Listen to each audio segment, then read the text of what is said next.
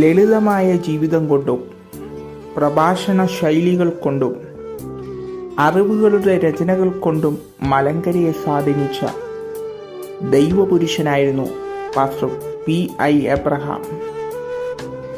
1933 October 20 Kottayam ജില്ലയിൽ ചേലക്കൊമ്പ് ഗ്രാമത്തിൽ പാറയ്ക്കൽ കുടുംബത്തിൽ ഐസക് മറിയാമ്മ ദമ്പതികളുടെ മകനായി ജനനം. ബാല്യം മുതൽ ആത്മീയ തൽപരനായിരുന്നു. സൺഡേ സ്കൂൾ വിദ്യാർത്ഥിയായിരിക്കുമ്പോൾ തന്നെ യേശുക്രിസ്തുവിനെ രക്ഷിതാവായി സ്വീകരിച്ചു. 1958 വൈദിക പഠനത്തിനു ശേഷം പട്ടത്വം സ്വീകരിച്ച് വൈദികനായി കോട്ടയം ജില്ലയിലെ വിവിധ ദേവാലയങ്ങളിൽ ശുശ്രൂഷിച്ചു.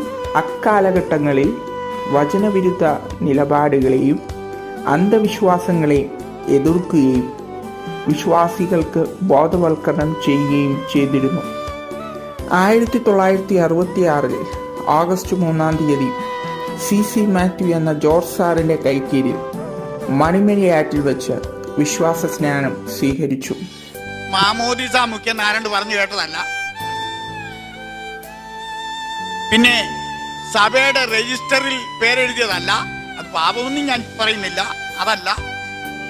പിന്നെയോ ഞാൻ എൻ്റെ ഉള്ളത്തിൽ ക്രിസ്തുവിനെ സ്വീകരിച്ചതാണ് ഞാൻ ക്രിസ്ത്യാനിയാകുവാനുള്ള മാർഗം. അത് ഞാൻ ലജ്ജിക്കരുത്. ആ നാമം ഞാൻ ധരിച്ചിട്ട് ഞാൻ ദൈവത്തെ മഹത്വപ്പെടുത്തുകയാണ് ചെയ്യുന്നത്. വിശ്വാസ സ്നാനം സ്വീകരിച്ചു എന്ന വാർത്ത സമൂഹം അറിഞ്ഞപ്പോൾ പൗരോഹിത്യ ശുശ്രൂഷയിൽ നിന്ന് സഭ വിലക്ക് കൽപ്പിച്ചു.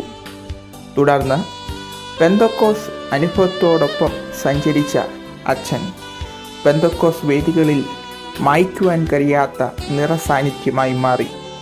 പ്രഭാഷണങ്ങൾ കൊണ്ടും എഴുത്തുകൾ കൊണ്ടും അറിവുകൾ പകർന്നു നൽകി പെന്തക്കോസ് വേദികളെ ആത്മീയപൂർണമാക്കി മാറ്റി.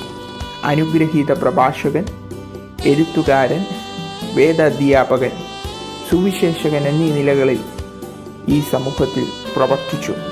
ഒരു നാടിൻ്റെ അഭിമാനമായി മാറിയ ഞങ്ങളുടെ പ്രിയപ്പെട്ട കാനോച്ചന് സ്നേഹം നിറഞ്ഞ യാത്രാമൊഴി നേരുന്നു.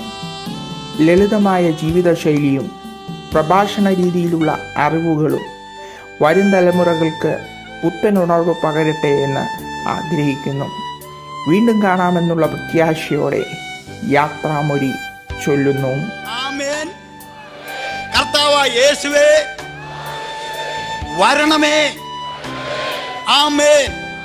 കർത്താവായ യേശുവേ വരേണമേ. അതിന്റെ മറുപടിയാണ് ഇതാ ഞാൻ വേഗം വരുന്നു എന്നുള്ളത്. ഈ വാക്കുകൾ നമ്മുടെ കാതുകളിൽ അലയടിക്കട്ടെ. ഇത് നമ്മുടെ ആത്മാവിൽ മുഴങ്ങട്ടെ.